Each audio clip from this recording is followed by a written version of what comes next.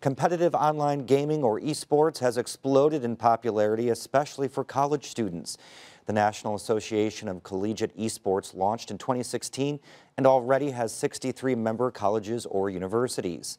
And one university in Indiana is trying to turn that popularity into a recruiting tool. Sophia Salabi takes us to a high school gaming tournament hosted by Indiana University, Purdue University, Indianapolis.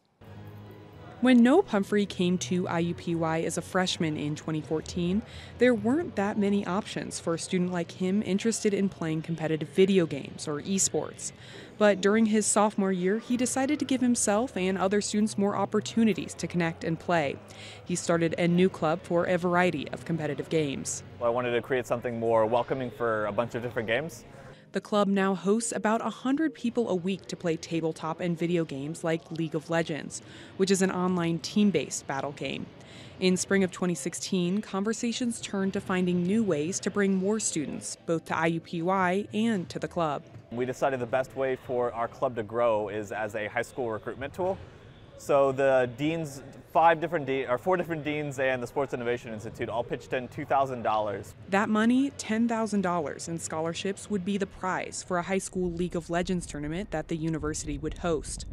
The winning team would be able to split the money among members, $2,000 for each player during their first semester at IUPUI. I'm coming. When Pumphrey put out the call for teams, he was thinking the tournament would mostly draw from Indiana and other Midwestern schools. Really expected kind of more from like Ohio and Michigan and Kentucky. There was Indiana and Illinois, but there weren't any other bordering states. In all, 27 teams from 5 states signed up to compete. There was about a 13-hour drive, yeah. It was a lot of effort coordinating. Notestein and his team came from Gainesville, Florida, to compete in the semifinals in Indianapolis this past weekend. Their team didn't win, but he says he enjoyed connecting with other high school and college players. It's a really good opportunity to meet new people. You get to meet different college students, people that work for the school, get to interact with the organization, and so I think that's a really good experience for high school students. Daniel Hancock's team, the Noblesville Millers, placed 3rd in the competition. His team has their own program at their high school with paid staff and other resources. So we'll practice 2 times a week for 3 hours, and then on Fridays we have every single, all the games from the different esports. They'll all have a workout session on Friday. Hancock says being able to compete in tournaments like this brings more legitimacy to treating esports just as seriously as basketball or football.